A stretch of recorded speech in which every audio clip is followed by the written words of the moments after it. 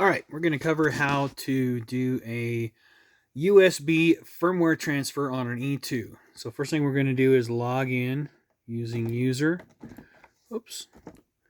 Using user as pass on user and pass on this unit. This depends on what your passwords are set up and how they're set up. So then we're going to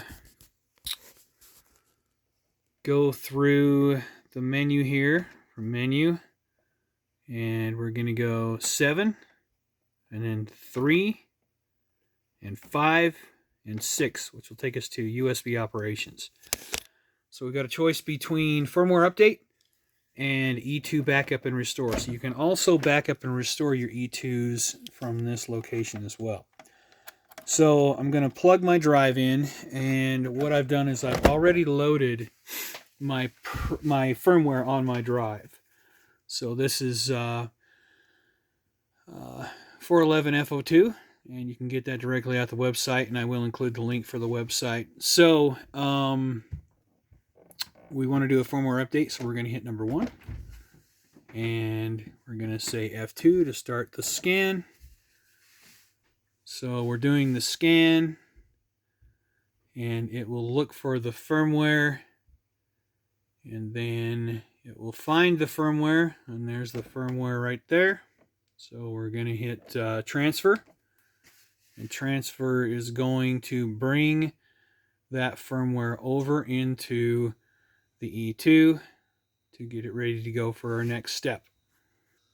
So after the firmware has been transferred, it will ask me transfer firmware F411F02 now.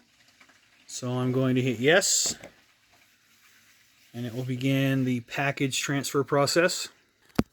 Then after the transfer is complete, it'll say transfer of E2 411F02 firmware update package complete. Would you like to apply it now? I'm going to select yes. And then it will say important, you must remove the USB drive. So I'm going to go ahead and remove the drive now.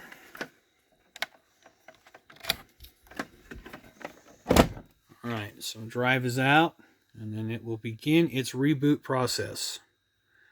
Important thing to note during the reboot process is that the unit must stay powered the entire time. Otherwise it can cause damage to the unit, so to the E2.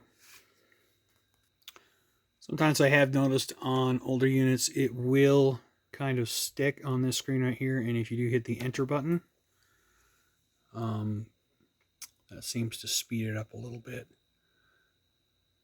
Newer versions don't seem to have this issue. Okay, so during the reboot process, you will see this screen right here. This will come up and says, do not interrupt this process. And then you just want to let it do its thing. It'll take up to sometimes 7 minutes for it to apply. I think that depends on what version you're going from. So it is important to read some of the documentation as far as firmware upgrades. There's some that you cannot go if you've got an older unit that you're got a very old firmware on and you're updating to a new firmware. There are some steps you have to take as far as firmware jumps. This unit, for instance, had 410F02 in it.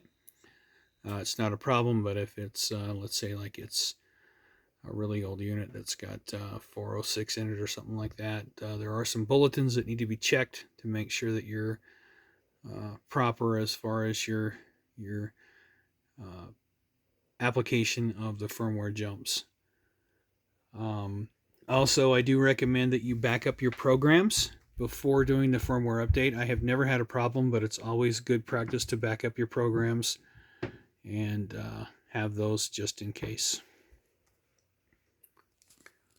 Okay, so after the unit has rebooted and gone through its processes, you'll see 411F02 as your firmware version, and you should be good to go.